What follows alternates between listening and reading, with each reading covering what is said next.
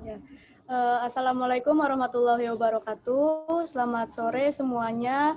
Kembali lagi di seri diskusi Girang. Sekarang yang udah ke 16 ya, 17.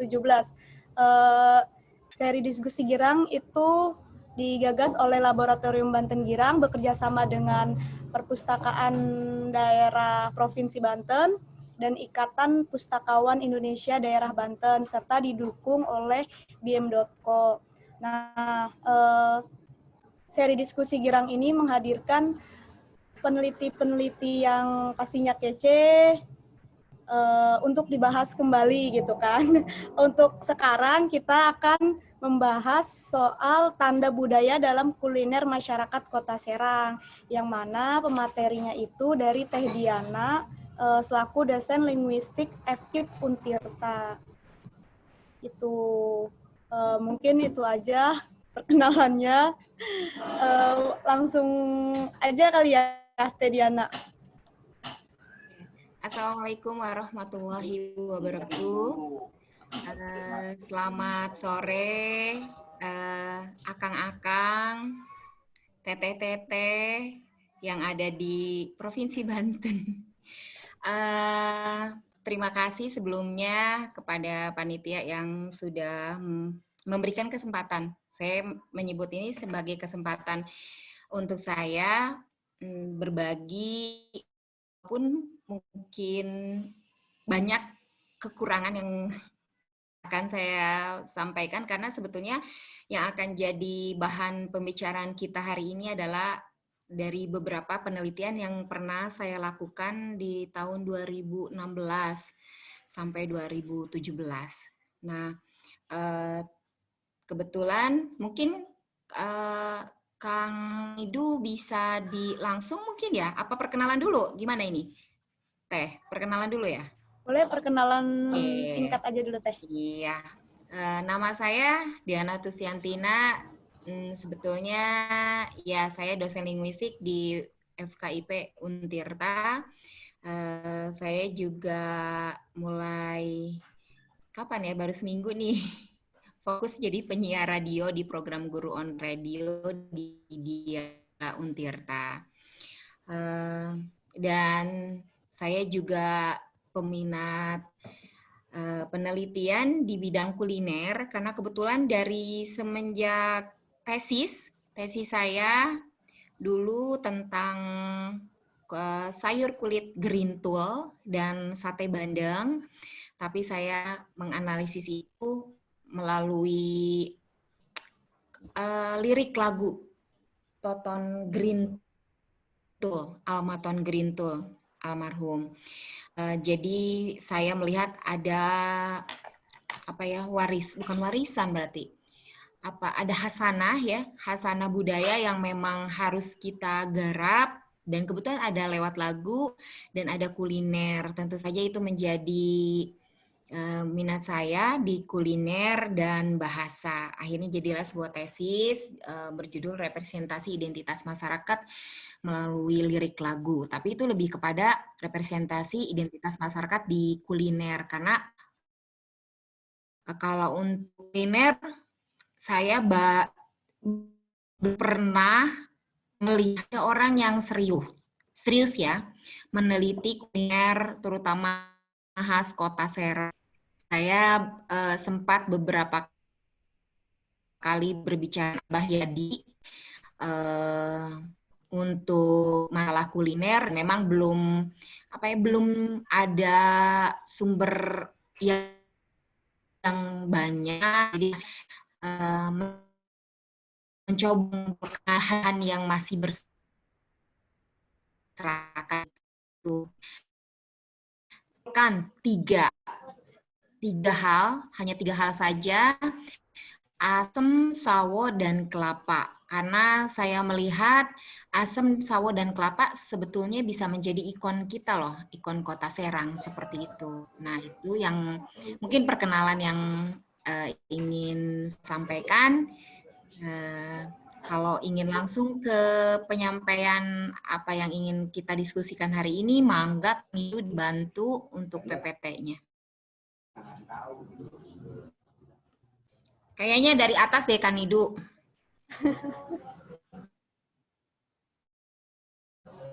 Dari ya. Mungkin langsung aja ya Teh ya. Ya, Tanda budaya silakan. dalam kuliner masyarakat. Oke, tanda budaya dalam kuliner masyarakat Kota Serang. Saya melihat judul yang disuguhkan oleh panitia ini jadi kesempatan bagi saya untuk menyampaikan hal yang memang hanya baru sampai laporan penelitian, kemudian sebetulnya ini sudah dipublikasikan di majalah Paradigma. Tapi saya senang karena ingin mempublikasikan langsung kepada orang Banten gitu. Mungkin saja kita sudah mengenal beberapa kuliner ini, tapi kita tidak tahu dari mana asalnya dan mengapa ini bisa menjadi ikon untuk Kota Serang seperti itu. Lanjutkan, Nidu. Oke, sebelum kita bicara lebih lanjut tentang tanda dan kuliner, saya ingin menyepakati ini yang saya tahu Kota Serang itu pembentukannya merupakan daerah otonom yang terbentuk di Pemekaran Kabupaten Serang berdasarkan Undang Nomor 32 tahun 2007 tentang pembentukan Kota Serang. Itu semenjak tahun 2007 terbentuklah Kota Serang.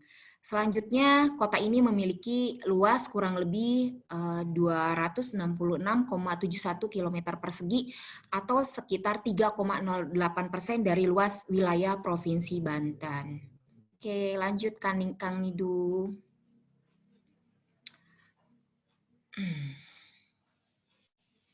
Oke, Kota Serang sendiri di sebelah utara berbatasan dengan Teluk Banten yang terletak di Kelurahan Banten dan Kelurahan Sawaluhur. Jadi sudah terbayang ya, jadi itu adalah batas untuk sebelah utara. Untuk sebelah timur berbatasan dengan Kecamatan Pontang di Kelurahan Sawaluhur, Kecamatan Ciruas, dan Kecamatan Keragilan Kabupaten Serang.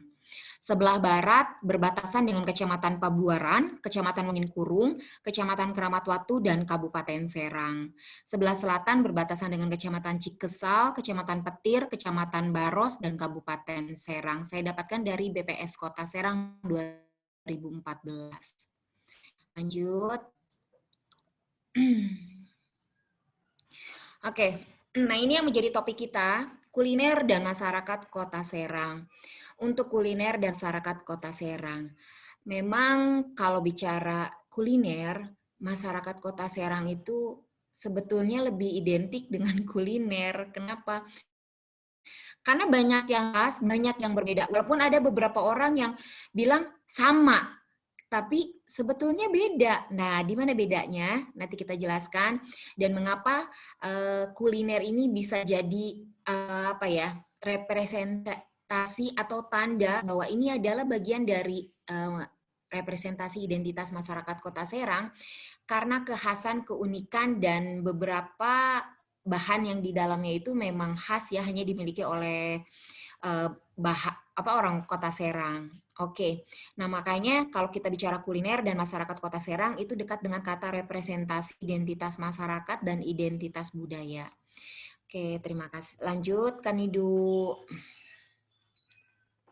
Nah, kuliner sebagai representasi identitas masyarakat Kota Serang, itu kita bisa mengatakan hal itu jika kuliner tersebut dikonsumsi dan disukai oleh masyarakat Kota Serang sendiri. Nah, itu syarat utama dan saya pikir itu juga menjadi syarat mutlak ya. Kalau kita ingin mengklaim atau kita ingin mengakui bahwa kuliner itu bagian dari representasi identitas masyarakat, maka kita harus katakan bahwa itu dikonsumsi dan disukai. Walaupun tidak dikonsumsi setiap hari ya. Kalau misalkan kita bicara dikonsumsi, misalkan tape Bandung, itu memang tape Bandung dikonsumsi oleh warga Bandung ya, Jawa Barat. Gitu. Nah, seperti halnya misalkan sate Bandeng, apakah setiap hari dikonsumsi? Tidak. Tapi kita juga tidak bisa menampik bahwa kuliner itu dihidangkan dalam acara-acara tertentu seperti hajatan dan kenduri. Maka kita bisa mengklaim itu adalah hal yang dikonsumsi dan disukai oleh masyarakat Kota Serang itu sendiri. Selanjutnya, hidangan wajib di acara kemasyarakatan duri atau hajatan yang tadi saya sudah ungkapkan, jika kita ingin mengklaim misalnya gini, akang-akang atau teteh-teteh melihat nih, ini nih kuliner khas Kota Serang. Dari mana kita melihat tanda itu? Nah, kita cek dulu apakah hidangan itu ada di acara kenduri atau hajatan.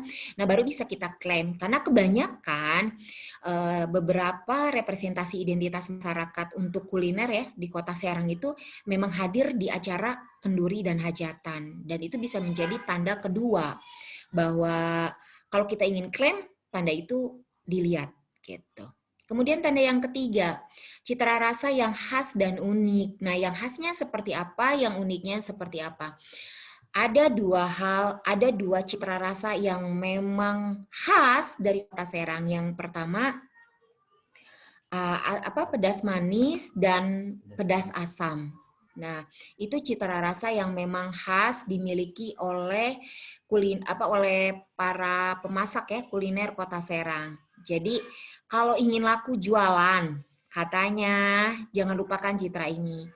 Pedas manis dan pedas asam, itu wajib.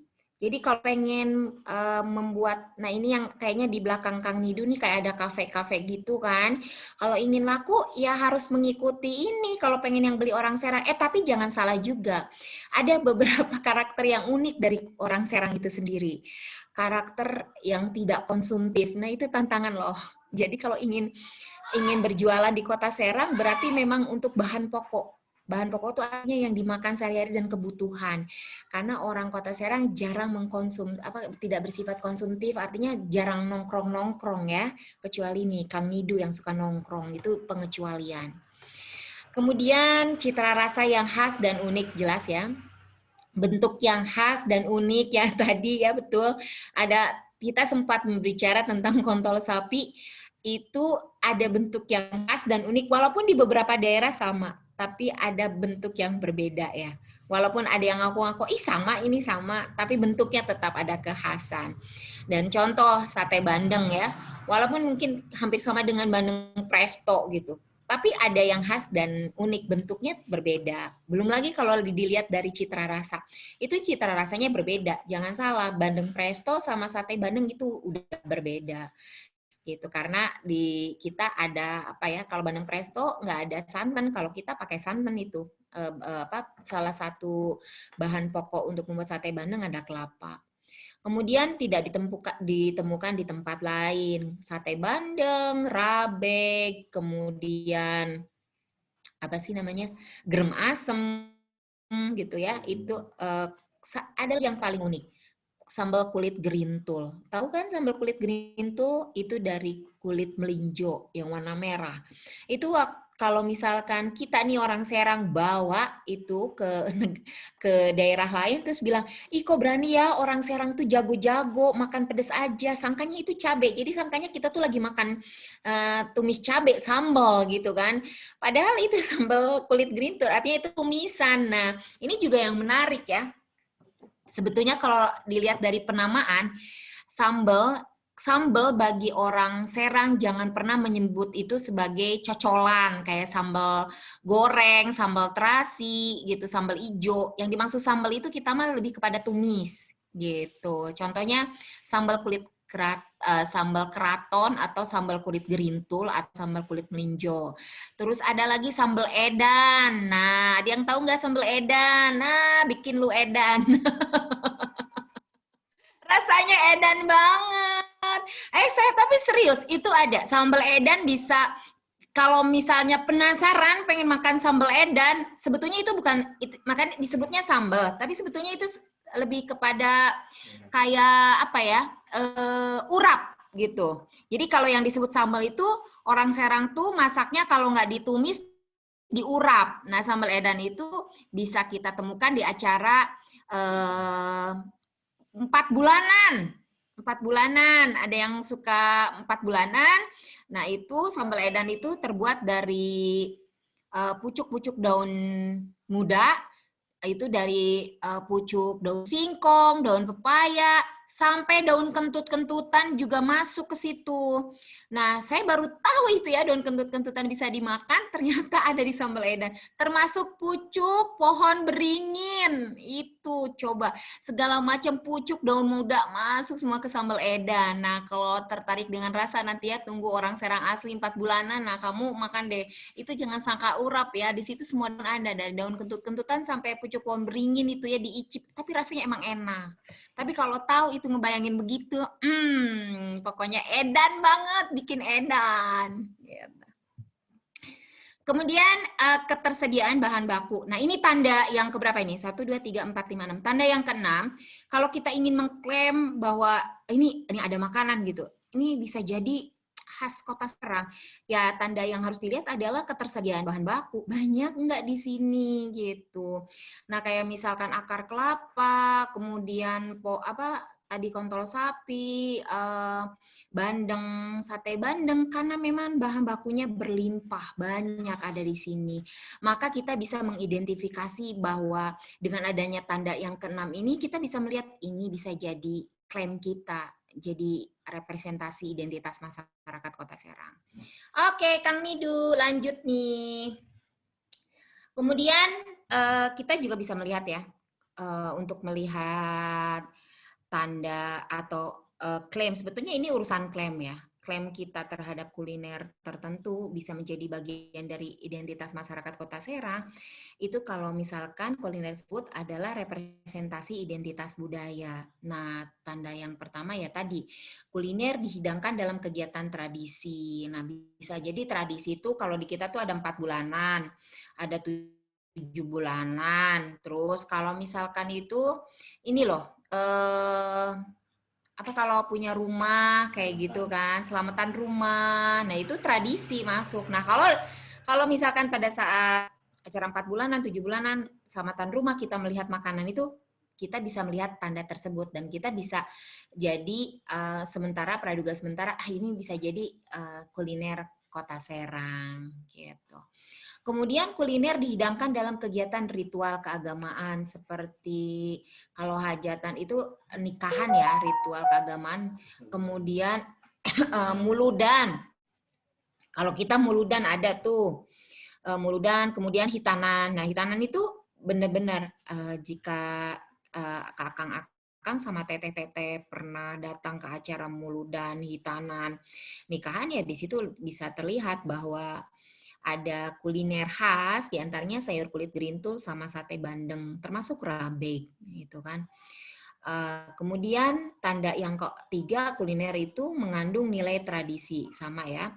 Kuliner dipengaruhi sistem nilai budaya. Nah ini yang nggak kalah penting, peninggalan masa Kesultanan Banten. Mau tidak mau, kuliner khas Kota Serang itu selalu memiliki faktor historis atau selalu dikaitkan dengan masa Kesultanan Banten. Contohnya rabeg.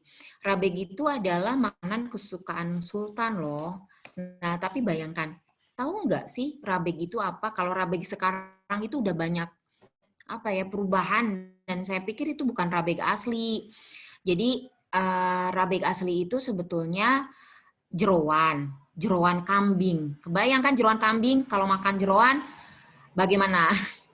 Bisa kolesterol, darah tinggi. Kebayang itu Sultan Banten. Boleh kolesterol, boleh darah tinggi, nggak boleh. Makanya gimana caranya Sultan Banten bisa makan enak, makan jeroan kambing ya, kedoyanannya itu, kesukaannya namanya Sultan, gimana aja, tapi tetap sehat. Nah, makanya diolah menjadi rabeg. Nah, salah satu penetralnya ada yang namanya cabai rambat. Cabai rambat itu cabai puyang dan cabai cabai puyang, cabai rambat, cabai Jawa. Nah, kalau sekarang kan udah diganti tuh, udah jadi cabai itu. Masih hidup tuh. Nah, jadi akhirnya itu menjadi makanan khasnya Sultan. Oke. Ini setelah itu ini bukan sih? Oke. Selanjutnya asam, sawo, dan kelapa. Nah, mengapa saya mengangkat 3 unsur ini? Asam, sawo, dan kelapa. Asam saya representasikan menjadi tanda kalau kita ingin mengklaim kuliner itu khas Kota Serang, lihat bumbunya ada asamnya enggak. Nah, seperti itu. Kemudian kelapa, bahan bakunya tanda yang kedua itu kelapa. Kalau bahan bakunya ada kelapa, maka kita bisa melihat bahwa ini juga bisa jadi klaim kita bahwa itu bisa jadi khas Kota Serang. Sawo. Nah, kenapa sawo? Apa hubungannya dengan nilai religi? Gitu. Jadi kalau untuk asam itu salah satu tanda yang bisa kita lihat bahwa kuliner itu bisa jadi identitas Kota Serang, bumbunya asam. Kalau untuk masakan itu asam mateng, asam Jawa. Tapi kalau untuk kue, asam mentah. Nah, itu wajib. Rata-rata menggunakan bumbu asam untuk masakan, olahan, dan kue untuk asam mentah. Kemudian kelapa, ini juga bisa jadi tanda kedua. Kalau misalkan kita melihat nih dalam masakan, waduh ini bahan bakunya kelapa, kita bisa mencurigai bahwa kuliner itu jadi representasi identitas masyarakat Kota Serang. Kemudian bukan cuma bahan bakunya kelapa ya, bisa jadi saripatinya atau santannya.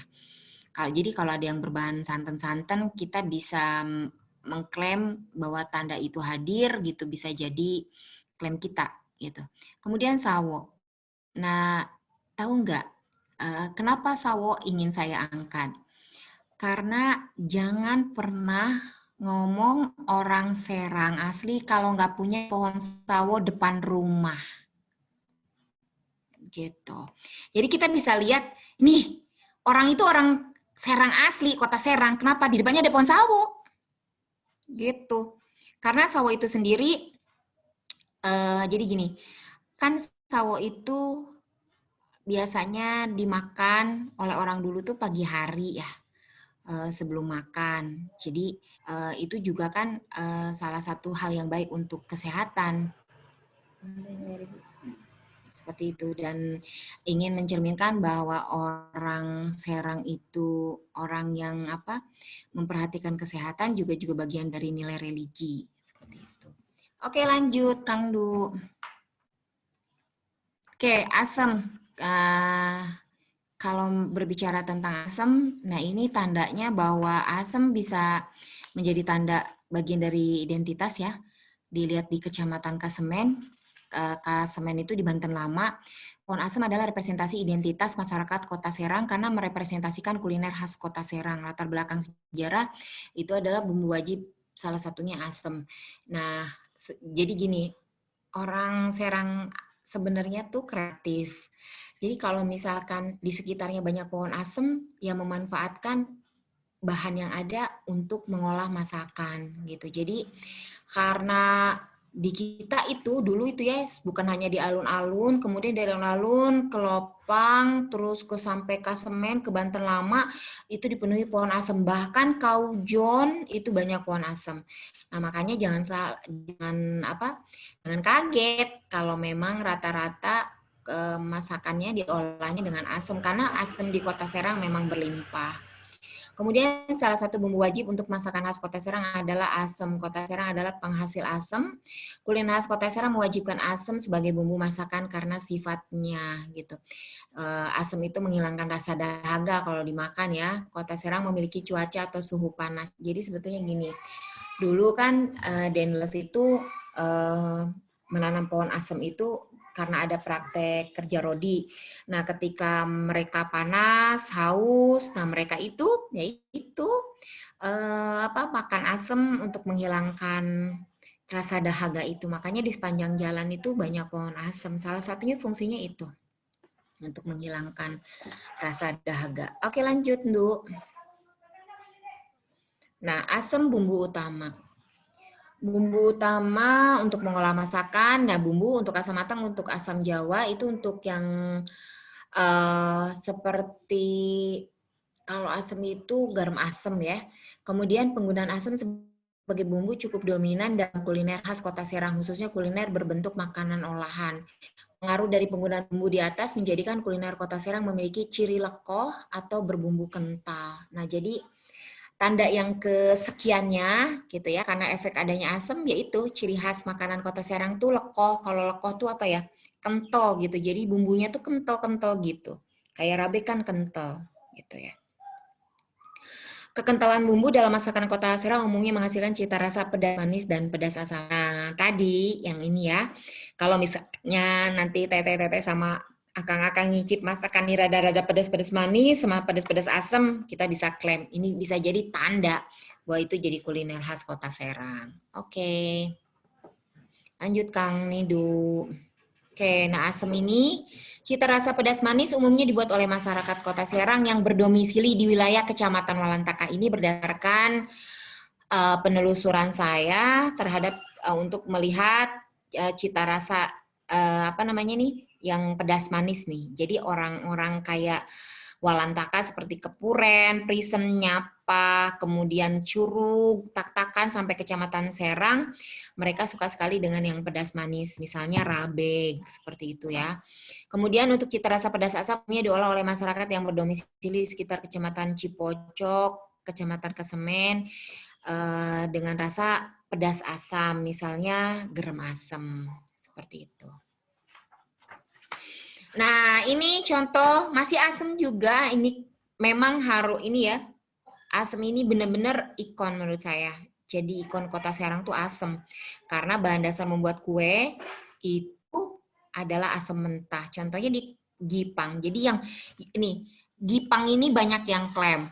Ini ada makanan yang mirip di mana ya apa seperti Gipang di luar, tapi yang berbeda ini menggunakan asam mentah loh untuk nempelnya. Makanya disebutnya itu kalau ngambil kue Gipang tuh disebutnya kue pelit ya, karena saking susah itu nempel truk. Makanya kalau yang tahu tipsnya di tengah itu dikasih kayak plastik kayak gitu, jadi supaya bisa keangkat. Nah itu yang sebetulnya kalau kita bisa menjelaskan, coba bawa gitu yang mirip dengan Gipang, terus di atasnya ada kacang gitu kan. Coba lihat, selengket ini enggak, selengket punya saya enggak, punya saya lengket banget gitu. Gipang tuh lengket banget dan itu yang khas ya. Kelengketan itu enggak ada di makanan yang lain walaupun sama, karena bahan bakunya asam. Oke, lanjut Kang Nidu. Nih Kang Nidu udah mesem-mesem nih. Oke, kelapa. Selanjutnya kelapa. Kelapa itu salah satu bahan baku kuliner khas Kota Serang. Atau biasanya kalau nggak kelapanya, itu biasanya kalau kelapa buat kue. Nah, kalau enggak, ya itu saripati kelapa atau santan. Ya. Karena kalau santan ini banyak digunakan untuk sate bandeng tuh bahan utamanya santan. Nah, kelapa ini memiliki nilai historis atau ini ada hubungannya dengan masa Kesultanan Banten. Jadi gini, dulu itu Sultan Banten sedang menerapkan politik tata ruang wilayah yang dijalankan oleh Sultan Ageng. Jadi yang membatasi Sungai Cisadane. Nah, kalau ingin lihat pohon kelapa purba, itu lihat di sekitar Sungai Cisadane. Saya tuh pengen banget foto pohon kelapa di sekitar Sungai Cisadane. Konon katanya pohon kelapa yang di sekitar Sungai Cisadane itu adalah pohon kelapa yang ditanam atau mungkin kalau misalkan sudah mati pohon kelapanya mungkin kelapa yang kan kelapanya itu kan kalau kelapa jatuh nanti jadi pohon kelapa baru. Nah itu dari hasil dari politik tata ruang wilayah yang dijalankan oleh Sultan Ageng. Nah, kemudian pelaksanaan politik ini memiliki tujuan sebagai pembatasan alami antara Banten dan Batavia dengan cara menempatkan penduduk di wilayah-wilayah yang terletak di perbatasan tetangga, yakni Batavia. Jadi saat itu Banten ingin membuat batasan antara Banten dan Batavia dengan, jadi kalau dulu pagarnya tuh pohon kelapa. Jadi pohon kelapa itu macam perbatasan. Kalau di Cina ada mungkin tembok besar, tembok Cina ya. Nah, kalau di Banten dia pakai kelapa gitu. Jadi Sultan Ageng tuh punya ide, ya udah tanam aja pohon kelapa berderet gitu. Itu sebagai batas antara Banten dan Batavia. Di bawah pemerintahan Sultan Ageng dilakukan pembukaan 30 dan 40 ribu hektar sawah dan beribu-ribu hektar tanah untuk dijadikan kebun kelapa. Saya dapatkan itu dari Guliot 2018 halaman 171. Jadi kalau memang, makanya Serang itu sendiri artinya kan sawah ya. Nah, kenapa kita disebut Serang ya karena memang itu kita tuh banyak sawah dan itu memang menjalankan politik tata ruang wilayah untuk menyatakan ini yang disebut Serang itu apa cirinya? Ada sawah. Kalau dari Tangerang kita tahu kita udah sampai Serang, dari mana batasnya? Dari Serang, sawah. Nah kalau nggak ada sawahnya, ada pohon kelapa. Nah, seperti itu. Perkebunan kelapa dibuka dengan cara menempatkan penduduk untuk tinggal di sekitar Sungai Cisadane dan dikerahkan untuk menanam pohon kelapa muda. Oke, nah ini lalu kenapa ini bisa jadi inspirasi kuliner saat itu? Nah, saat itu anak sultan akan disunat, dihitan. Kemudian anak sultan tuh dan kebetulan ada juga bandeng.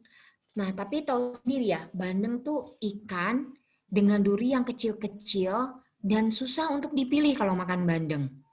Gimana caranya coba sultan makan tanpa kerepotan?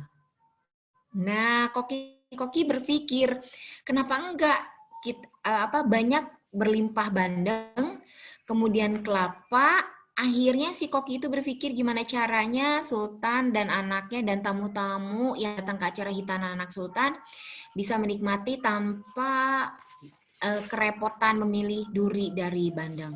Makanya dibuatlah sate bandeng dan makanya yang menjadi ikon kelapa menjadi salah satu tanda karena memang dari historis sejarahnya ada bahwa kelapa itu dimanfaatkan untuk membuat sate bandeng. Kelapa-kelapa yang ditanam itu. Oke, nah ini asam, sawo, dan kelapa, makanya tanda ini tidak pernah lepas jauh dari latar belakang sejarah dan latar belakang tradisi masyarakat itu sendiri. Jadi kalau ingin bicara tentang kuliner khas Kota Serang, tandanya dilihat, ada nggak hubungannya dengan sejarah atau Kesultanan Banten. Kemudian dilihat, dekat enggak dengan tradisi masyarakat. Kalau dua-duanya sudah memenuhi, ya kita bisa klaim itu jadi kuliner khas Kota Serang. Banten abad 17. Nah ini Banten adalah negeri yang kecil dari segi luas wilayah dan jumlah penduduknya, tetapi memiliki perekonomian yang makmur. Banten sebagai pusat perdagangan. Jadi kecil, tapi kok makmur. Yaitu karena Banten sebagai pusat perdagangan. Kenapa? Sebetulnya itu karena di Banten sendiri orang Banten saat itu memang kreatif untuk mengolah makanan dengan memanfaatkan bahan baku di sekitar yang ada. Kemudian pusat pelabuhan ya, pusat perdagangan, dan itu satu lagi ada klaim yang saya coba untuk luruskan. Kita itu katanya penghasil merica. Sebetulnya kita bukan penghasil merica. Kita itu adalah monopoli. Banten itu dulu orang yang memegang monopoli lada gitu. Penghasilnya sih dari Lampung, bukan dari Serang gitu. Jadi dulu tuh Sultan Banten tuh yang menetapkan harga rempah lada gitu. Tapi sebetulnya Banten mungkin hanya di daerah sekitar Pamarican ya yang menghasilkan lada, dan itu sedikit kalau untuk memenuhi kebutuhan orang Banten saat itu. Makanya banyak mengambil dari Lampung. Tapi Banten memiliki hak penuh untuk memonopoli rempah seperti merica.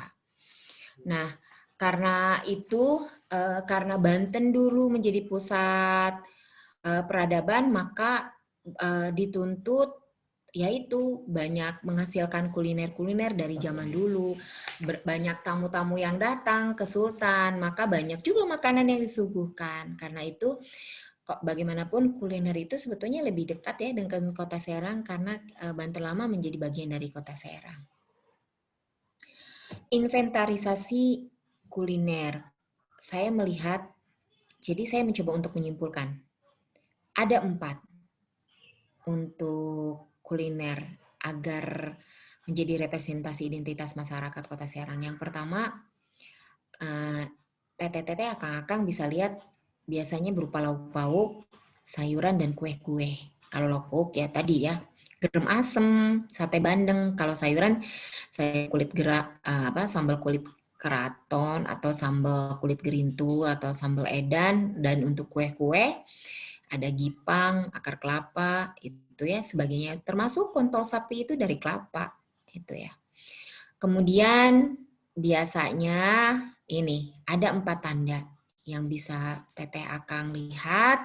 Yang pertama, peninggalan kesultanan. Ada latar belakang itu, tradisi, pengaruh luar, dan ketersediaan bahan baku. Nah, pengaruh luar itu karena dulu Banten ya menerima tamu dari Arab, dari Cina. Nah, itu juga dapat pengaruh karena bagaimanapun tamu harus dihargai. Maka kita mengenal kumbu ya. Dari itu sebetulnya ada pengaruh dari Cina. Kemudian reroten. Kalau tahu reroten tuh roti kering, itu biasanya ada pas Lebaran Idul Fitri. Nah, itu pengaruh Eropa. Lanjut Kang Nidu. Oke, ini peninggalan kesultanan, beberapa diantaranya bisa kita lihat nih. Ini yang baru saya inventarisir, jadi ada gerem asem, itu pengaruh kesultanannya kuat ya. Sate bandeng, rabeg, sambal keraton atau kulit gerintul, dan ketan bintul atau empal. Kemudian untuk tradisi ada cuhcur, cucuwer, sambal edan, reroten, termasuk nasi aking. Nasi aking itu bisa, jangan salah, orang Serang makan nasi aking karena miskin. Bukan, itu ada tradisinya. Tradisi pacaklik tuh. Jadi kalau misalkan pacaklik, mereka memang sengaja mempersiapkan nasi aking. Termasuk itu untuk, ada beberapa unsur kesehatan ya. Jadi makanan Serang itu sebetulnya ada satu sih unsur kesehatan. Katanya nasi aking itu untuk menghindari diabetes ya. Karena kalau nasi hangat itu tinggi gula darahnya. Nah, makanya kalau orang Serang tuh jarang yang diabetes. Jadi kalau ada orang Serang diabetes, dia nggak tahu identitasnya. Karena sebetulnya kalau benar-benar mempraktekkan apa yang jadi tradisinya, dia jauh dari penyakit kolesterol, jauh dari diabetes, pokoknya ya sehat walafiat gitu. Pengaruh luar ada kumbu, ada rabeg, ada reroten. Nah, kalau rabeg sih dari Arab ya. Reroten dari Eropa dan kumbu dari Cina. Seperti itu. Ketersediaan bahan baku, pecak bandeng. Nah, ini kalau pecak bandeng nih, dia punya, kita bisa melihat tanda karena Serang tuh penghasil bandeng. Jadi wajar, melimpah. Maka pecak bandeng bisa kita klaim jadi kuliner khas Kota Serang. Dendeng, bontot, bakso ikan, emping, ceplis, kue satu, dan gipang. Karena memang ketersediaan bahan baku yang begitu banyak, maka kita bisa klaim bahwa tanda ini bisa jadi salah satu tanda untuk mengklaim kuliner Kota Serang. Oke, lanjut. Jadi kalau melihat tanda-tanda tadi, apa sih yang harus kita lakukan? Saya sebetulnya ingin mencoba melihat tanda dengan menggunakan teori Marcel, Danesi, dan Perron. Itu ada, mudah-mudahan bisa nyambung ya. Sedikit saya kaitkan dengan teori semiotik Marcel, Danesi, dan Perron. Jadi untuk melihat tanda gitu ada 3 tahapan yang harus kita lalui sebelum kita jatuh ke klaim. Yang pertama kepertamaan, kekeduaan, dan keketigaan. Ada tahap denotasi, tahap konotasi, sampai tahap anotasi. Jadi lalu bagaimana kalau ingin melihat tanda itu agar kita bisa mengklaim representasi identitas masyarakat? Kalau menurut saya kita harus melihat bukan hanya sekedar ke tahap kedua atau ketiga. Ketiga juga harus dilihat. Tahap denotasi itu pandangan orang kalau kita melihat sesuatu, umumnya orang mengatakan demikian. Nah, kalau kita hanya melihat, kalau misalkan ada suatu buah benda hanya memiliki makna denotasi, maka kita nggak bisa menjatuhkan tanda itu untuk representasi identitas. Tahap kedua, kekeduaan. Ada yang namanya tahap konotasi. Nah, ini bisa jadi ketika kita melihat sesuatu atau benda, kemudian memiliki konotasi sesuatu atau benda itu, kita bisa baru mulai mengklaim bahwa itu bisa jadi tanda, itu bisa kita klaim sesuatu itu jadi representasi identitas masyarakat, suatu masyarakat. Tapi yang penting saya sih tahap anotasi yang dikaitkan dengan lingkungan sosial, yang maksudnya di sini bagaimana penerapan, bagaimana di masyarakat, bagaimana sesuatu itu ada gitu. Nah, kalau kita bisa melihat sampai tahap anotasi atau tahap ketiga, nah kita bisa melihat tanda itu menjadi penguat bahwa kita bisa mengatakan itu adalah khas Kota Serang, seperti itu. Nah, tahap pertama ini memandang ketiga pohon tersebut hanya sebagai pandangan umumnya, gitu ya. Pokoknya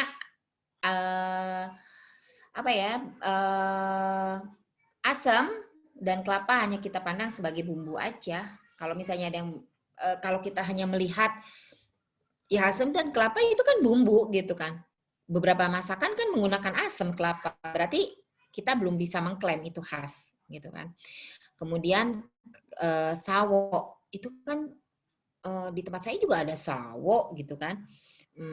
Memang sawo itu rasanya manis dan semua orang ada yang suka sawo dan tidak suka sawo. Nah, lalu bagaimana kita bisa mengklaim bahwa sawo itu jadi identitas? Ya kalau memiliki konotasi ke tahap kekeduaan. Nah, jadi kalau kita hanya melihat di dataran denotasi, kita belum bisa mengklaim. Nah, kalau kita bisa membuktikan bahwa sesuatu itu memiliki konotasi. Jadi lihat dulu memiliki konotasi atau enggak. Sekarang kita lihat apa yang ada di pikiran Akang dan Teteh kalau mendengar kata asem atau pohon asem. Konotasi apa yang melekat? Nah, kalau kita sudah mengatakan asem, pohon asem, itu ada di Jalan Kaujon, alun-alun. Nah, itu udah masuk ke konotasi, gitu kan?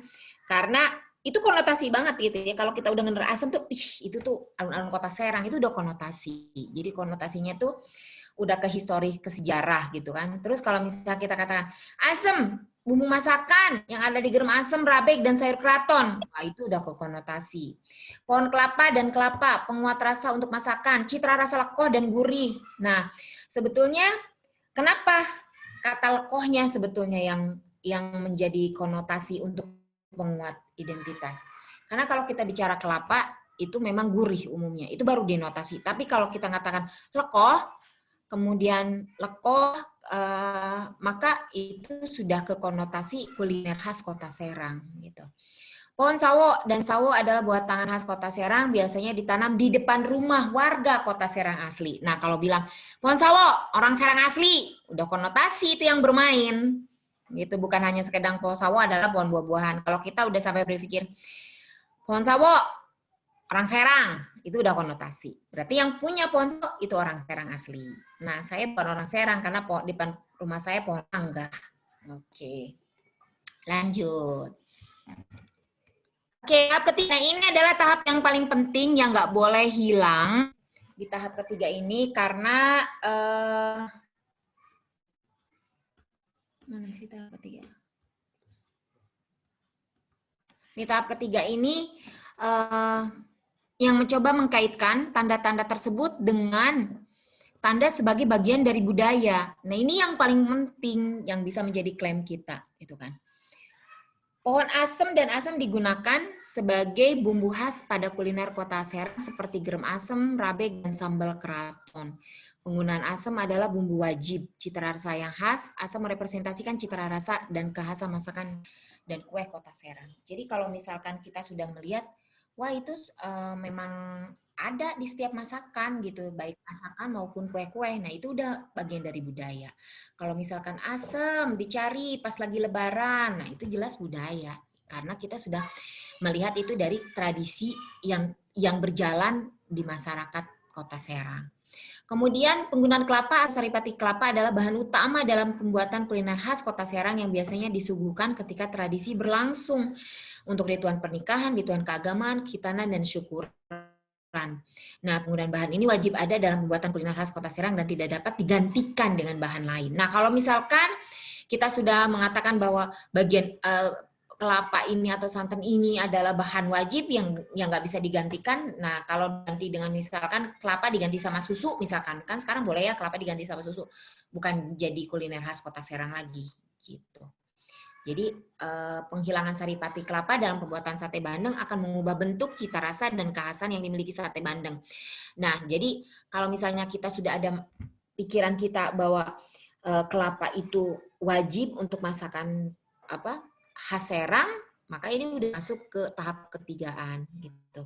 Jadi, oh itu bumbu wajib. Nah, itu udah masuk ke tahap bagian dari budaya gitu. Dan pohon sawo di depan rumah merepresentasikan identitas masyarakat Kota Serang. Itu. Mungkin untuk sementara itu aja dulu, Ndu. Silakan. Ini hanya mencoba untuk menyimpulkan saja bahwa ada nilai historis pengaruh kesultanan. Ya, ini latar belakang sejarah abad 17. Karena kawasan Banten lama ada pusat peradaban, jadi warga Banten membutuhkan makanan yang bersifat praktis, dan sisi nilai itu diantaranya ada gerem asem, maka lahirlah gerem asem. Kemudian pengaruh kesultanan, ada rabeg, keraton, nah seperti itu. Nah, kuliner ini umumnya memiliki bumbu wajib berupa garam, asem, dan diolah menjadi contohnya sate bandeng. Oke, saya kembalikan kepada moderator. Oke, terima kasih Teh Diana pemaparannya. Jadi gimana teman-teman, lidah sama pikirannya udah bergetar-bergetar gitu kan, ngebayangin sate garam asem bagaimana, dan segala macamnya itu dengan bumbu-bumbu yang ini. Sebenarnya ini ada pertanyaan dari Bang Eping, tapi karena moderatornya saya, jadi saya mau nanya dulu pertanyaan saya. Boleh ya? Ya tadi Teh Diana kan udah menyebutkan gitu. Ini kita mulai dari pas zaman kesultanan gitu, ada bumbu-bumbu segala macam. Sebenarnya ini ada yang mau saya tanyakan terkait lada, tapi tadi sudah sedikit disinggung. Ya walaupun Banten itu hanya memonopoli harga lada, tapi kan setidaknya lada itu sempat singgah gitu di Banten gitu. Memangnya tidak ada makanan-makanan yang mengandung lada gitu. Karena tadi kan hanya asam, sawo, sama kelapa. Gimana Teh? Kalau untuk merica dan lada, sebetulnya itu juga bagian dari representasi identitas masyarakat Kota Serang. Hanya saja belum saya ungkap lebih jauh. Betul, itu betul sekali. Rabeg itu salah satu bumbunya dari merica juga ya, lada. Dan banyak, memang merica itu banyak terdapat dalam olahan masakan masyarakat Kota Serang.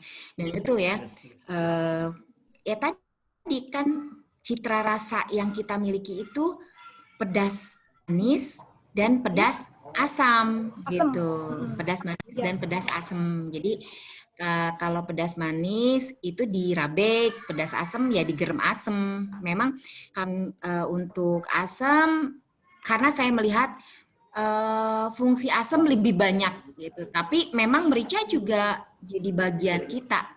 Walaupun kita memang bukan penghasil merica, kita memang memonopoli harga merica saat itu. Banten saat itu ya, memonopoli harga. Dan memang akhirnya masyarakat Banten saat itu mendapatkan merica dari Lampung, dari daerah sekitar Lampung lah, dulu Lampung ya. Jadi merica atau lada juga menjadi representasi identitas kita, masyarakat Kota Serang, karena memang terdapat di beberapa masakan. Hanya saja ini saya tidak menjadi fokus, tapi kalau dilihat dari citra rasa tadi pedas manis dan pedas asam, jadi pedas itu kalau tidak dari merica ya mungkin dari cabai rambat Cabai. seperti itu. Bukan cabai biasa. Oh, Jadi bukan cabai.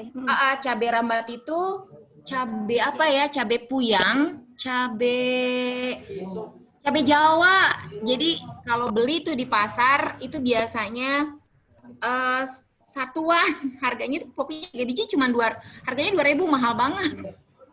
Makanya Yang gede-gede sekarang itu bukan sih?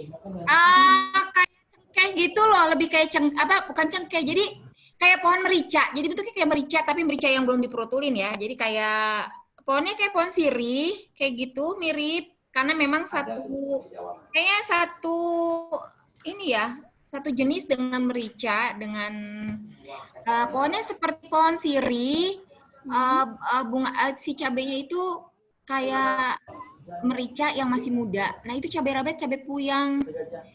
Kalau nggak salah harga satuannya tuh pokoknya 2.000 tuh kalau nggak 1 biji apa 2 biji gitu loh, mahal. Jadi ya itu jadi yang sebetulnya ingin saya bahas lebih lanjut diantaranya satu sawah, ini ya padi, 2 merica, dan yang ketiga cabai rambat yang belum saya ungkap karena cabai rambat itu sekarang sudah hilang. Rabeg sekarang udah pakai cabai rawit. Jadi pakai cabai rawit. Sebetulnya itu bukan cabai rawit, cabai rambat karena fungsinya tadi kan jeroan untuk menghilangkan kolesterol dan sebagainya. Ini ada chat nih kayaknya, bisa dibaca oleh Iya, bisa. Ini menyambung dulu, ada Anidu katanya mau menambahkan yang soal lada. Saya ingatkan kepada teman-teman, mungkin yang ingin bertanya silakan tulis di kolom chat atau lambaikan tangan, dinyalakan kameranya. Ya, silakan. Ya, oke. Terima kasih Rizko. Terima kasih Bu Diana. Belakangan saya sedang nulis artikel soal lada. Ada yang menarik, mungkin bisa menambahkan penelitiannya Bu Diana ya untuk terkait lada. Temuan Pusat Penelitian Arkeologi Nasional, Puslit Arkenas itu menarik, Bu. Tahun 2017 mereka melakukan ekspedisi dengan Kompas dan menelusuri arsip Belanda tahun 1800-an. Nah, di arsip itu menyebutkan paling tidak di Banten, itu arsip yang paling muda ya, 1800-an, paling tidak di Banten itu ada 1.800-an daerah perkampungan yang dijadikan perkebunan lada.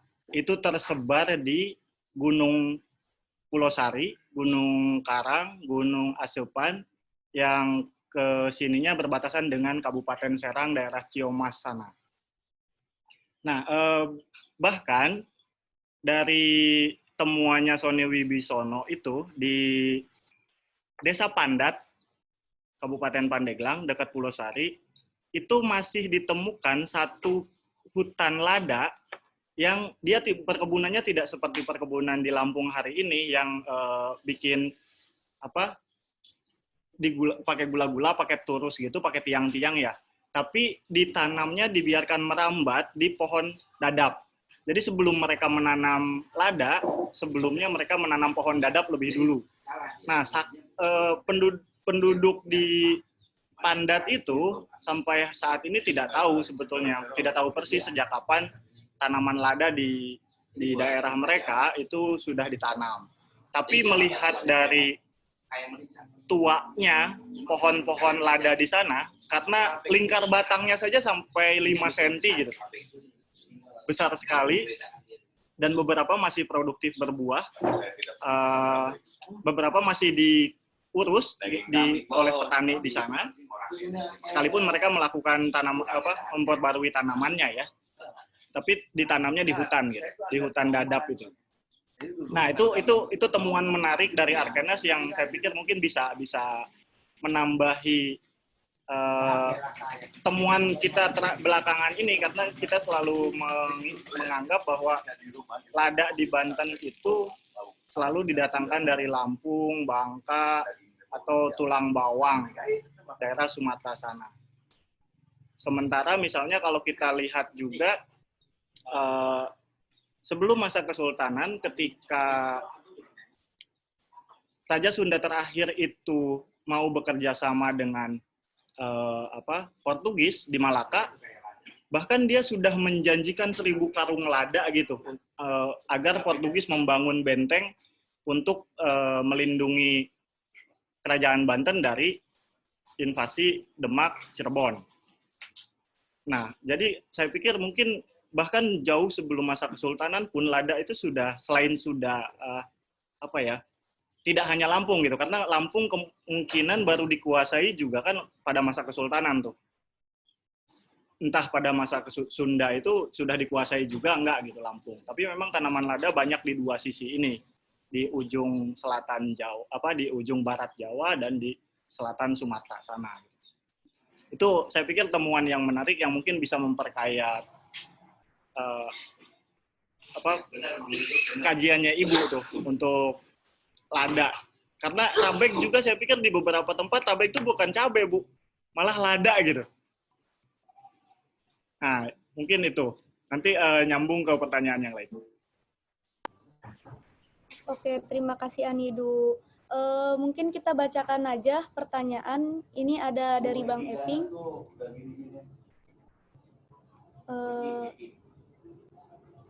Nggak ada.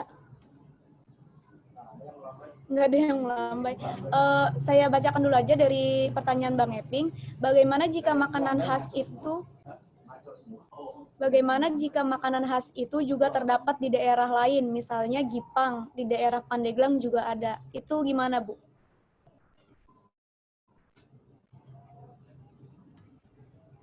Oke, pertama kalau misalkan memang ada mirip ya, Gipang itu percis sekali dengan Gipangnya orang Serang. Kalau pengen lihat Gipangnya Serang tuh, saya ngelihatnya Gipang orang Walantaka. Orang apa sih, saya pernah cicip di Walantaka ya, karena itu kita bicara batas ya, kota Serang. Tapi memang kalau untuk Pandeglang, karena kita masih satu wilayah Banten ya, dulu kalau lihat dari historis, kemungkinan bisa sama, karena kita memiliki latar belakang historis yang sama, sejarah yang sama gitu. Nah, kayak misalkan Ceplis juga di Pandeglang ada kan? Ceplis, kemudian Emping, gitu. Di Pandeglang juga ada, karena kita memiliki latar belakang historis atau sejarah yang sama di zaman Kesultanan abad 17. Nah, kalau untuk saya nggak tahu di Pandeglang apa lengket-lengket juga kayak yang di Walantaka. Mungkin Pandeglang bisa menceritakan, kalau saya lihatnya justru di Walantaka tuh beda, karena susah, pelit, susah, bener, susah. Bahkan saya kemungkinan nggak akan ngambil kalau di rumah orang, karena saking susahnya, kecuali ada di rumah ya, sampai itu toplesnya sendiri, saya cabut sendiri, tapleng bener. Mungkin itu yang bisa saya sampaikan.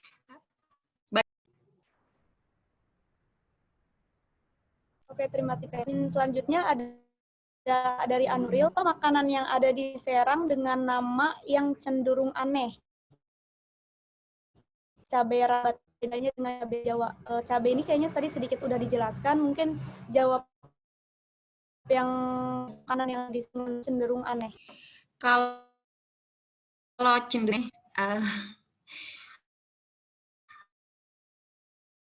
jadi mungkin anehnya apa ya? Contohnya mungkin kotor sapi aneh kali ya.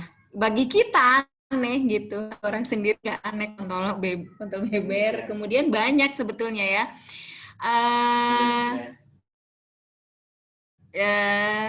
Karena kita tabu kan? Tabu tuh berarti sudut pandang sebetulnya. Tapi bagi orang Serang sendiri nggak aneh.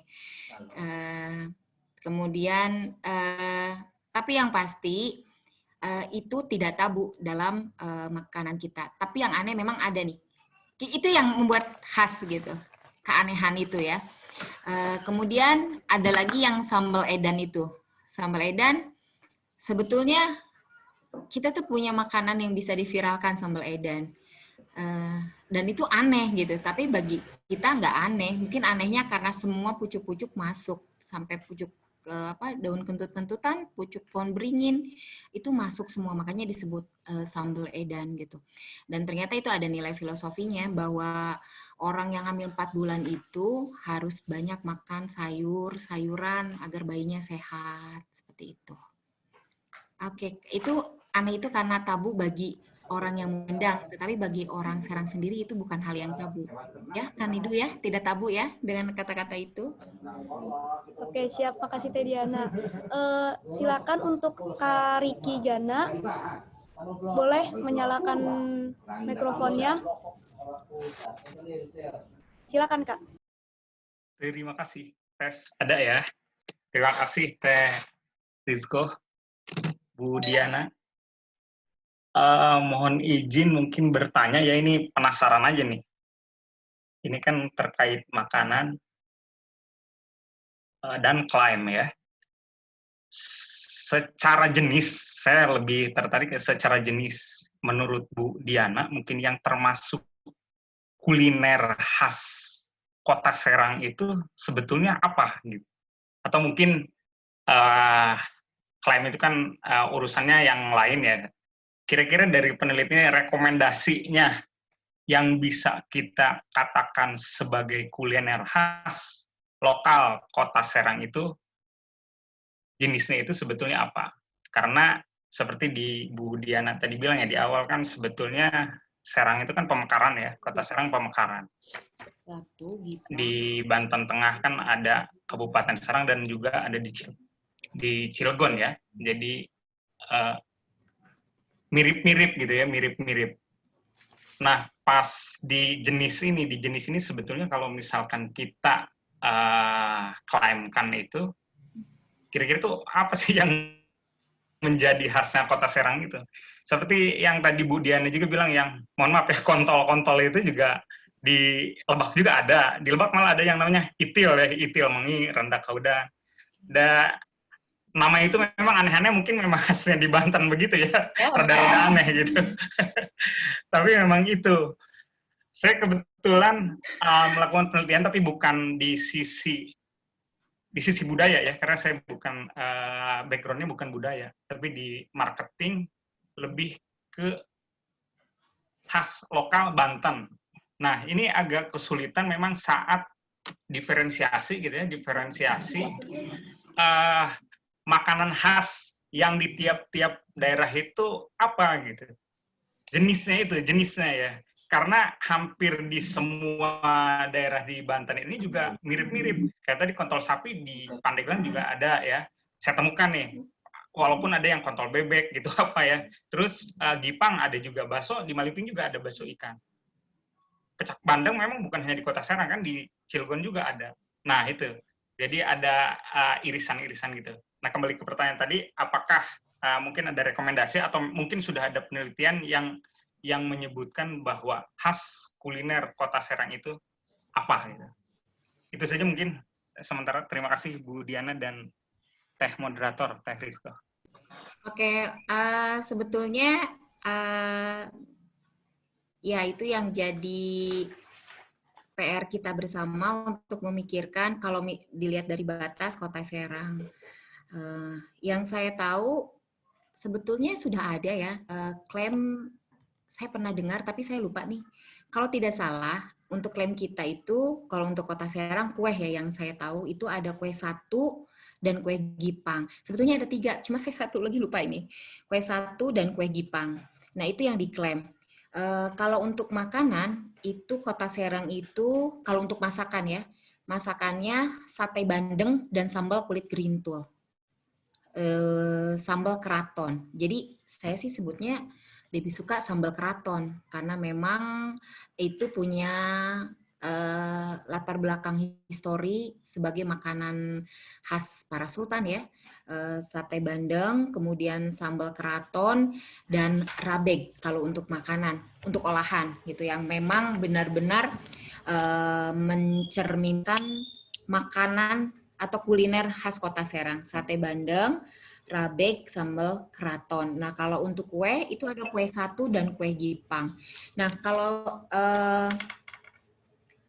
kalau bicara tentang itu sama ada juga di Cilegon, kemudian ada jangan jauh-jauh Kota Serang dengan Kabupaten Serang.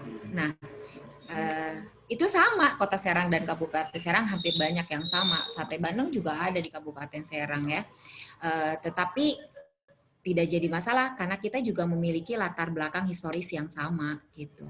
Latar belakang sejarah yang sama gitu. Cilegon juga dekat dengan Kota Serang gitu. Dan Pandeglang juga memiliki kedekatan dari historis dari latar belakang sejarah. Kemudian kita juga bisa mengklaim sebetulnya untuk klaim-klaiman sesuatu bisa disebut menjadi bagian dari kita kalau memang itu dikonsumsi dan disukai oleh masyarakat itu sendiri. Nah, itu kita bisa klaim gitu. Kemudian yang kedua, kalau untuk Kota Serang, khusus untuk Kota Serang, itu dikaitkan dengan tadi masa Kesultanan Banten gitu. Karena rata-rata masakan yang jadi khas yang akhirnya kadang sekaligus menjadi tradisi karena memang tadi ada faktor historis seperti itu. Mungkin itu yang bisa saya tambahkan untuk pertanyaan. Mungkin yang lain bisa menambahkan. Oke, tapi makanan ritual yang tadi disebutkan itu apakah sudah pasti menjadi makanan khas daerah situ, Teh? Yang ritual yang mana? Ya, misalkan tadi saat ada ritual 4 bulanan atau ritual-ritual kematian, misalkan ada makanan itu, dan itu bisa dipastikan nggak makanan yang wajib di ritual itu adalah makanan khas dari daerah itu sendiri? Kalau untuk kue Bugis, itu untuk kue Bugis itu yang saya tahu itu ada untuk ritual misalkan. Nah, kue Bugis salah satu kuliner yang wajib ada di setiap ritual keagamaan maupun upacara adat adalah kue Bugis. Nah, saya dapatkan itu sebetulnya dari beberapa acara, kemudian saya dapatkan pernyataan juga dari informan saya. Jadi kue Bugis juga menjadi kuliner khas karena wajib ada di setiap ritual keagamaan. Nah, kemudian nah, ada juga sih sebentar. Nah, itu juga ada di misalkan kalau untuk sate bandeng dan sambal keraton itu ada di acara pernikahan. Dan kalau untuk kue ada satu lagi nih kue nih, aduh saya lupa. Ada Bugis, terus apa ya? Yang mirip Bugis tuh apa ya? Saya lupa. Kayak semacam papais seperti itu untuk misalnya untuk memperingati apa namanya kalau untuk meninggal itu namanya ruah apa? Acara apa kalau kematian? Yang 3 harian, misalkan 100 hari harian gitu ya? gitu 7 hari ya kayak gitu. Nah itu ada beberapa kue seperti papais seperti itu khas. Kalau untuk Bugis itu khas, itu khas. Nah tapi kalau untuk yang diklaim oleh pemerintah kota Serang sendiri, yang saya tahu itu baru kue Gipang. Jadi baru taraf kue, masih perkuehan. Jadi belum sampai ke makanan-makanan yang lain. Jadi ini baru sampai ke inventaris pribadi, masuk ke rekomendasi. Tapi itu sudah saya rekomendasikan ke pemerintah Kota Serang, termasuk kontol sapi itu untuk menjadi kuliner khas Kota Serang. Tapi saya belum dengar ada pernyataan atau statement langsung dari pemerintah Kota Serang. Sampai sekarang mungkin ya, atau saya yang tidak tahu, tapi saya belum mendengar, tapi sudah saya rekomendasikan beberapa makanan tersebut. Oke, terima kasih Teh Diana. Lanjut pertanyaannya Teh Yulia. Penanda juga ada di Anggen Lada, kue balok ternyata di luar Banten juga ada gitu. Kalau Anggen Lada mah bukan khas Kota Serang ya, itu kayaknya Pandeglang ya.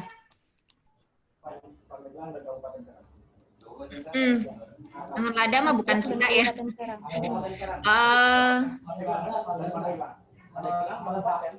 Iya.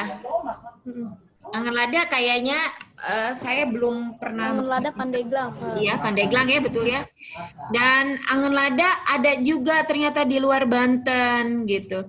Nah, kalau misalkan ada di luar Banten, ya kita harus menelusuri dari sejarah gitu. Apakah ada hubungannya? Misalkan di Bantennya di mana? Kalau Bantennya kalau di misalkan yang dekat-dekat mungkin di Sukabumi gitu ya, deket Pandeglang sana, Rangkas, Sukabumi, ya bisa jadi gitu, karena kan itu karena secara letak geografis dekat, kemungkinan itu dibawa. Tapi kalau Angan Lada bukan khas Kota Serang yang saya tahu, dan saya tidak merekomendasi Angan Lada karena ketersediaan bahan baku daun walangnya juga, kita nggak menanam daun walang di Kota Serang ya. Daun walang itu banyak ditemukan di Pandeglang kalau tidak salah. Pandeglang. Dan mungkin di ya sekitar Pandeglang ke sana banyak daun walang. Itu Angan Lada itu yang pakai daun walang ya? Secara fisik saya nggak tahu sebenarnya. Rizko. Cuman ya Angan Lada tuh Iya, Angan Lada tuh jadi gini, Angan Lada tuh rabegnya versi orang Pandeglang. Jadi itu jeroan kambing. Dikasih daun walang. Fungsinya itu untuk menghilangkan bau manehna. Bau manehna. Bukan, bau manehna tuh bau kambing. Jadi kan beberapa masakan ada yang nggak suka dengan bau kambing. Nah, kalau pakai daun walang, jangankan 3 lembar, 4 lembar, 1 lembar aja itu udah menghilangkan bau. Jadi benar-benar nanti baunya tuh bau walang. Makanya disebut daun walang tuh karena bau walang gitu ya.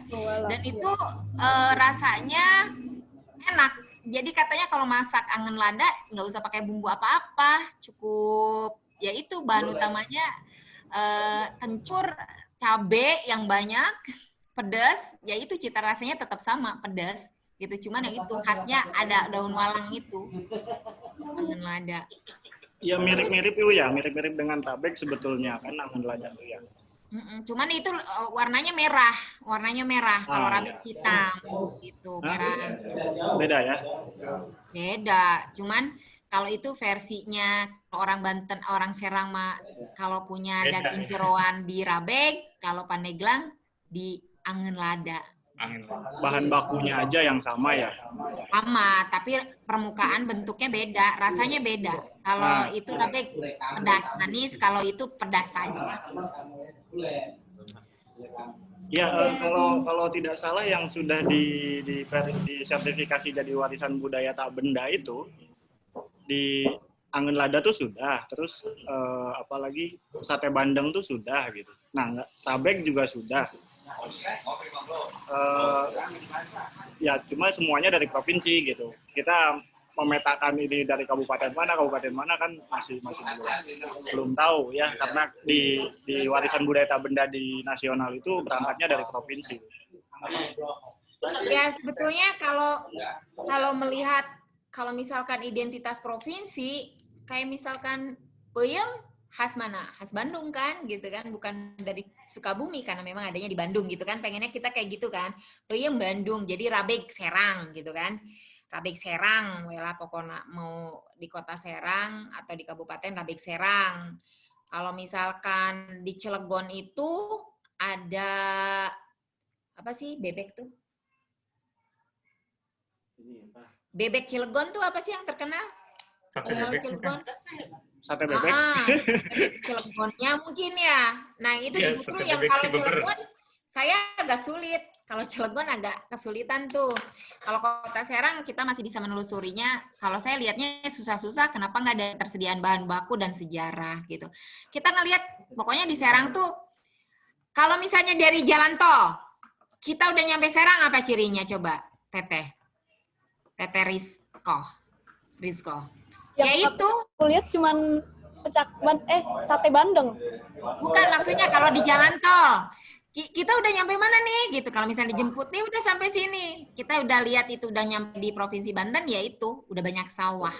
Kalau sawah, Serang. Nah, kayak gitu. Itu cirinya gitu loh. Sebetulnya ya sekarang yang jadi masalah bukan hanya kita mencoba untuk merepresentasi identitas masyarakat, tetapi sekarang bahan bakunya juga sudah mulai hilang. Kemudian saya belum pernah melihat buku resep sultan. Resep masakan sultan atau apa gitu, mungkin di kafenya Endu gitu ada di situ pilihan, tapi ada kayak pengetahuan mencoba untuk menginventarisir beberapa resep yang benar-benar khas, yang aslinya gitu, karena sekarang sudah tidak khas lagi karena yaitu rabeknya saja sudah kehilangan bumbu aslinya gitu. Dan kayaknya perlu lebih lanjut tadi kalau untuk melihat salah satu tanda itu jadi identitas kita, lihat aja ketersediaan bahan baku di kita ada atau enggak, itu yang paling mudah sebetulnya, tanda itu yang terlihat menurut Budiana. Sama selain bahan baku yang tersedia, karena kemiripan daerah, lokasi, geografisnya juga kayaknya ya Teh ya, persamaan makanan-makanan tadi. Tadi kan itu perluasan dari kabupaten. Jadi awalnya Kabupaten Serang ya sama dengan Kota Serang. Hanya setelah ada pemekaran, ada otonomi itu, maka Kota Serang menjadi Kota Serang. Dan otomatis masakannya sama. Dan Kabupaten Serang ya dulunya bagian dari Provinsi Banten gitu.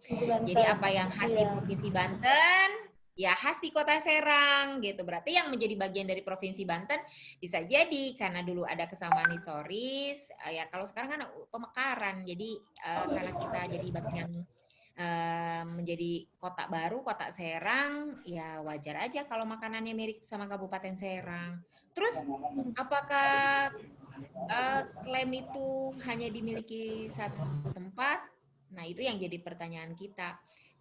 Nggak bisa juga karena kita kan punya kesamaan historis. Kalau misalkan bilang kue atau sate Bandeng khas Serang, nanti orang Kabupaten Serang, itu juga khas, emang nggak boleh. Karena memang mereka kan punya bahannya juga. Masa kita mau klaim, itu punya saya. Kamu nggak punya, orang kita dulu sama-sama di Banten kok, gitu kan. Hanya saja sekarang kita ada di Kota Serang, di Kabupaten Serang, gitu. Dan sebagian di Kota Cilegon. Kota Cilegon juga sama itu, ada sambal kulit gerintul, ada kayaknya nih, gitu. Oke, siap Teh Diana. Ini sepertinya Kang Ubay sudah semangat banget ini mau berbicara. Silakan Kang Ubay. Assalamualaikum. Terima kasih Rizko Sadayana. Teman-teman, saya mau tanya ini ke Bu Diana, adakah biji-bijian dan ikan selar dalam kuliner di Provinsi Banten? Saya menemukan misalnya di novelnya Azhari, Kura-kura Berjanggut, itu penguasa Banten di awal abad ke-16, 1597, itu menyambut Cornelis de Houtman di bukunya Azhari itu dengan masakan dari ikan selar. Kemudian si penguasa itu melaksanakan semacam jamuan makan malam dan banyak biji-bijian yang dimakan kemudian ditutup semacam mungkin di wadah, ditutup kain, kemudian raja ataupun tamu itu memasukkan tangannya ke balik kain yang menutup biji-bijian itu lalu memakannya gitu. Tapi memang Azhari di Kura-kura Berjanggut itu tidak menjelaskan biji apa, masakannya seperti apa, tidak detail seperti itu, hanya menyebutkan biji-bijian. Lalu ada makanan dari ikan selar. Nah ini yang apakah sampai sekarang ada misalnya di Banten yang bahan bakunya itu ikan selar selain dibakar biasa ya, maksudnya dalam konteks keraton, makanan keraton yang menggunakan bahan baku ikan selar. Pertanyaannya itu aja Teh. Terima kasih. Assalamualaikum. Waalaikumsalam Pak Ubay. Teteh Rizko langsung dijawab ya sama saya. Oke, Bapak Nuhun, ini pertanyaannya sebetulnya jadi jadi masukan dari saya ini, karena saya sendiri terus terang untuk biji-bijian saya pernah dengar nih Pak. Jadi awalnya seperti ini, saya tuh mencoba merekomendasikan untuk Kota Serang aja sebetulnya, bukan Banten ya Pak. Kota Serang tuh asem, sawo, kelapa. Harapan saya, jadi kalau di pintu gerbang tol itu disambut tiangnya itu pohon kelapa. Gitu. Jadi kayak pilar pohon kelapa gitu kan ya. Kemudian nanti di kota sudah ada pohon asem. Nah, pohon sawo ini yang mulai hilang gitu kan. Nah, harapan saya kalau misalnya orang Serangnya udah nggak mau nanam di depan rumah, saya mau pohon asem itu ada di instansi-instansi pemerintah gitu. Sebetulnya itu biar jadi representasi identitas Kota Serang. Kalau Anda sudah memasuki wilayah di sana, Anda melihat banyak pohon kelapa, banyak pohon sawo, dan banyak pohon apa namanya, kelapa, sawo, dan asem, maka kita bisa katakan, oh ini Serang gitu. Jadi saya mencoba untuk merekomendasikan itu 3 hal itu gitu. Termasuk misalkan di kampus Untirta, ini bayangan saya di kampus Untirta itu, jadi pohon-pohonnya penghijauannya kenapa enggak kelapa, asem, sawo gitu untuk merepresentasi identitas masyarakat sekaligus penghijauan. Nah, tapi kalau saya lihat dari cerita itu ya, berarti kan ini bicara Banten, mungkin ada kaitannya dengan historis, biji-bijian dan ikan selar.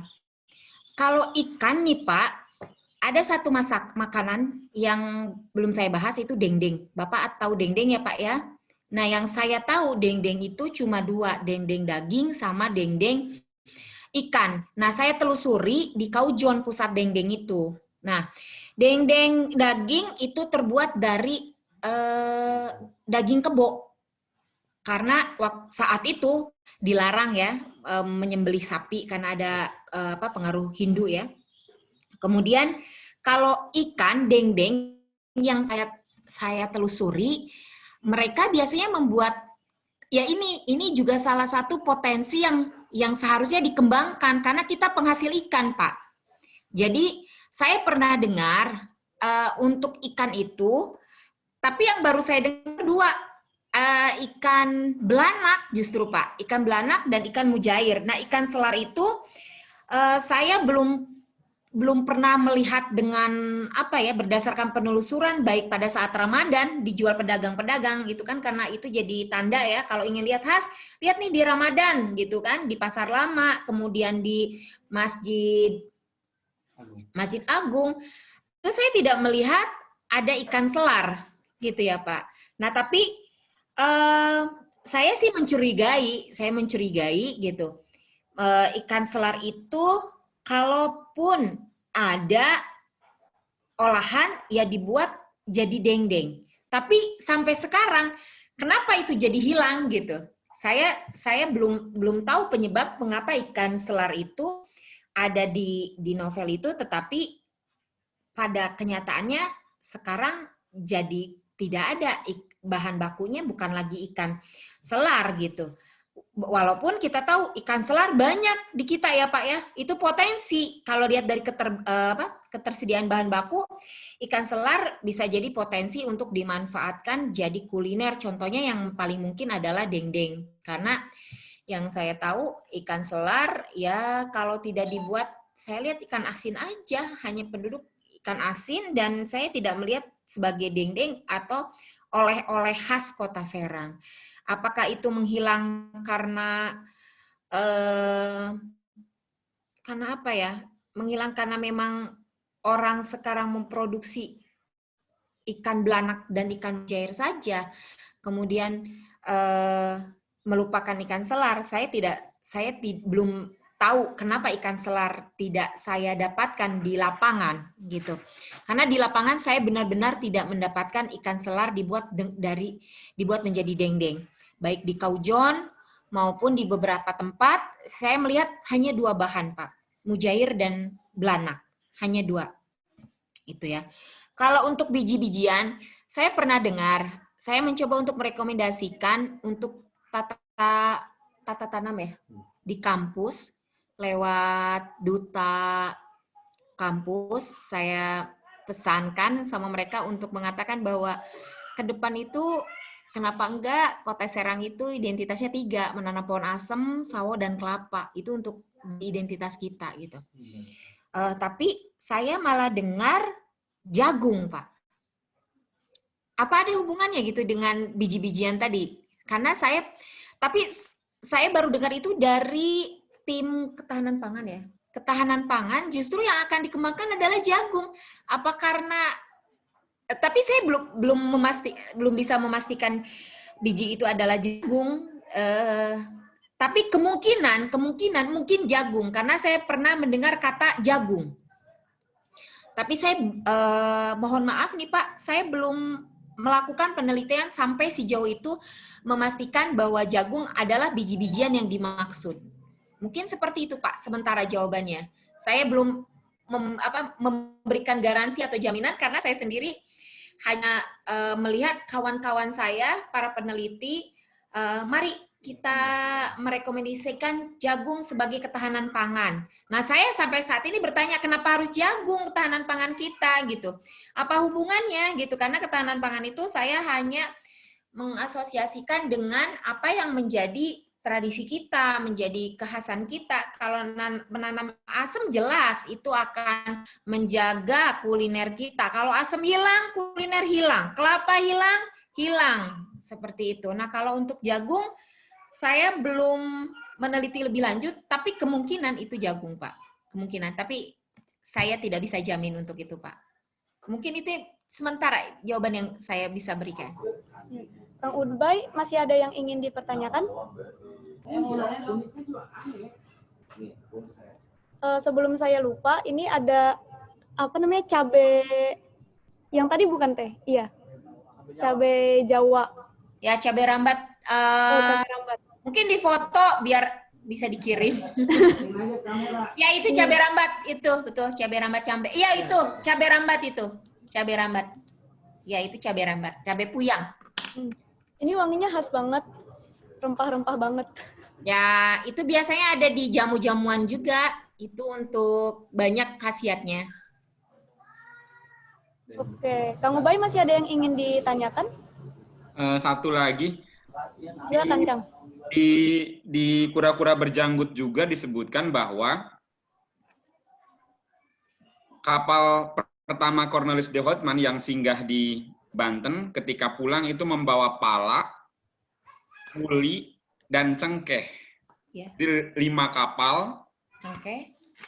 Cengkeh, pala, dan puli.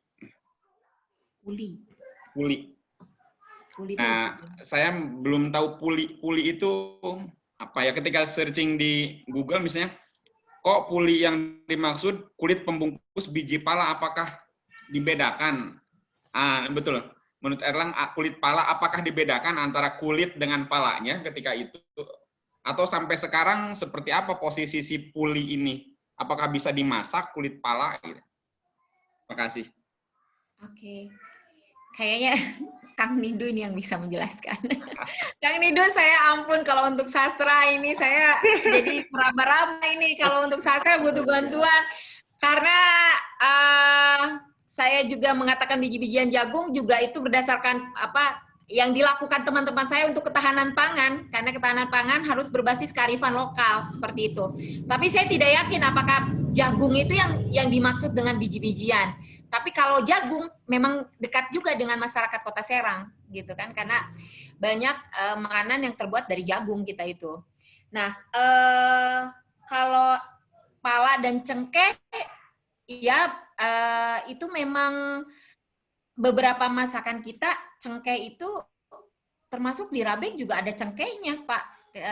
Di kita menggunakan cengkeh dan itu bisa menjadi bagian dari rempah-rempah yang digunakan untuk masakan khas ya. Kita ini diantaranya bumbunya selain cabai rambat, cengkeh gitu. Nah, kalau untuk pala juga digunakan untuk daging-daging, biasanya menggunakan pala ya untuk menghilangkan ras baunya gitu ya. Tapi kalau itu entah, saya tidak bisa jawab di luar dari pengetahuan saya. Mungkin Kang Nidu nih, saya belum baca novelnya Kang Nidu nih. Ya, silakan Anidu menambahkan.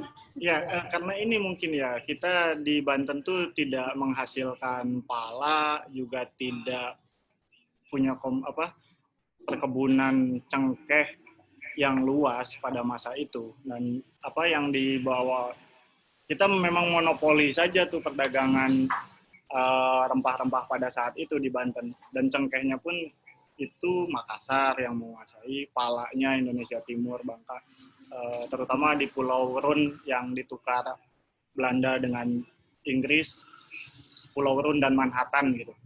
Nah memang kalau di pala itu dibedain gitu Kang, si kulitnya sama si bijinya, dua-duanya digunakan untuk masakan. Kulitnya dijual juga, bijinya dijual juga. Sampai saat ini di Indonesia bagian timur masih seperti itu. Nah ini ada yang menarik sebetulnya, saya nyambung ke ini ya, dari Kang Nuril nih. Di Kabupaten Serang konon itu sudah di SK-kan sama Bupati Bu, kalau pohon sawo itu jadi tanaman khas Kabupaten Serang, bersamaan dengan bebek damiaking. Nah, ini tumpang tindih nggak misalnya nanti ketika Ibu memberikan rekomendasi ke Kota Serang seperti itu untuk menjadi sesuatu yang khas di Kota Serang juga. Sementara sebelumnya sudah di SK-kan di Kabupaten Serang.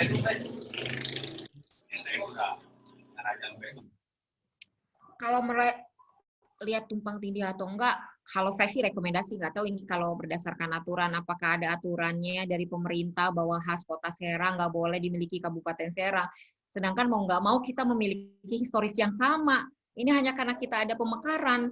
Jadi kita nggak bisa menghindari itu gitu. Jadi bisa jadi makanan khas Kabupaten Serang juga ada di Kota Serang gitu. Karena ya ini aja, karena kita dampak dari aturan tadi yang baru saya umumkan ya di awal, kita jadi Kota Serang tahun berapa, tapi kita punya sejarah yang sama gitu. Ya masalah itu sih saya nggak tahu ini kebagian hukum Pemda ya, tapi yang saya tahu saya jadi ingat. Jadi yang di Kota Serang yang sudah diinikan kue Gipang, kue satu, kalau nggak salah sawo satu lagu. Jadi Kota Serang dan Kabupaten Serang sepertinya memiliki kuliner yang sama gitu. Dan memang Kabupaten Serang kenapa lebih dulu? Karena memang Kabupaten Serang dulu yang ada sebelum Kota Serang. Dan Kota Serang kalau tidak salah ini baru diumumkan setelah di tahun 2000-an ya Pak Kang Nidu. Jadi bisa jadi sama, dan itu nggak tumpang tindih karena memang kita punya latar belakang sejarah yang sama, dan geografis dulu kita juga kan di tempat yang sama, hanya karena ada aturan baru kita kena dampaknya jadi di tempat yang berbeda, tapi sebetulnya kita dulu satu gitu. Ya, terima kasih Teh Diana. Mungkin ada pertanyaan lagi, silahkan.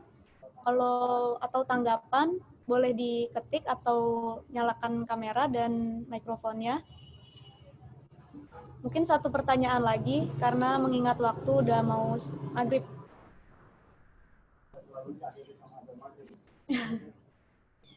Teh Yuli mungkin masih ada pertanyaan, Bang Eping, Kang Andi, Kang Nuril, Kang Arcano, Teh Ute, direktur kita, mungkin ada pertanyaan, silahkan.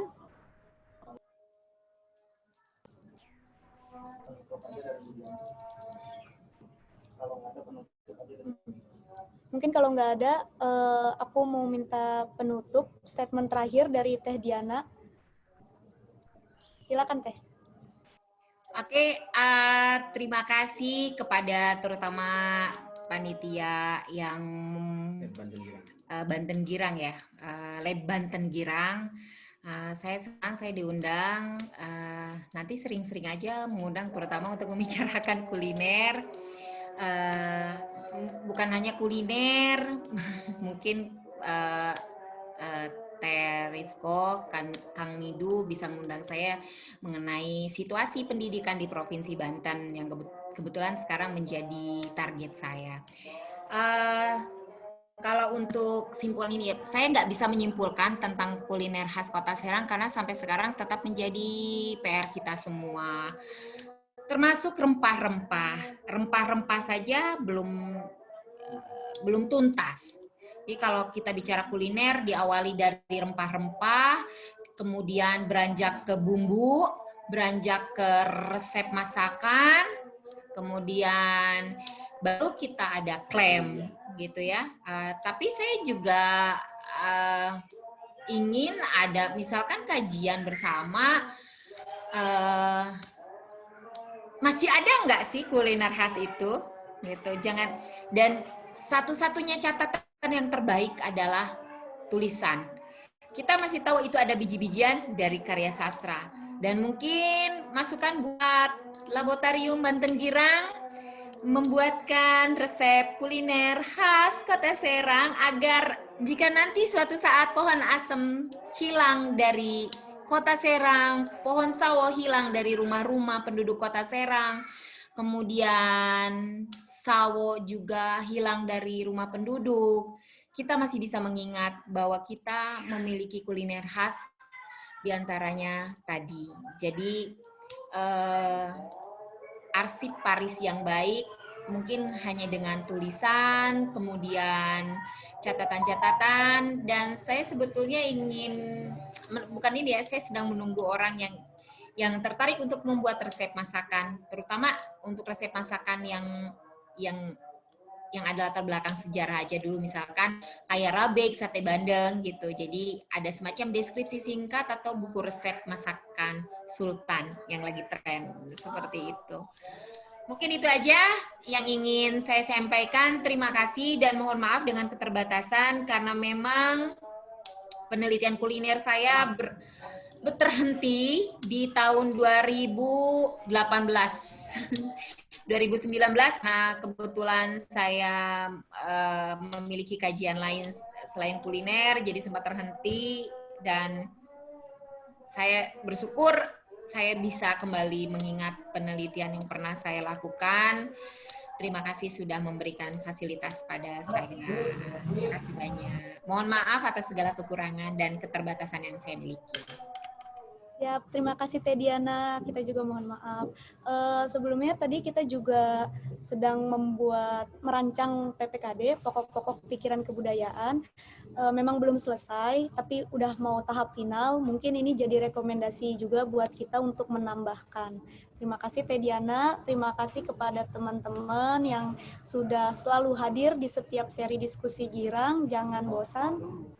Ya, ini statement terakhir, sebelumnya kita akan foto bersama. Silahkan nyalakan kamera. Kita akan foto bersama. Karena zamannya virtual, jadi kita fotonya virtual, teman-teman. Mana ini? Boleh bergaya. Foto bersama dulu. Tahan. Nanti saya hitung ya.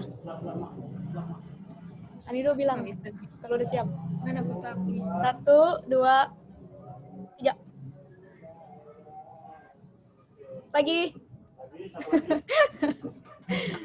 Ayo, 1, 2, 3. Oke, terima kasih teman-teman. Mohon maaf semuanya kalau ada kata-kata saya yang salah.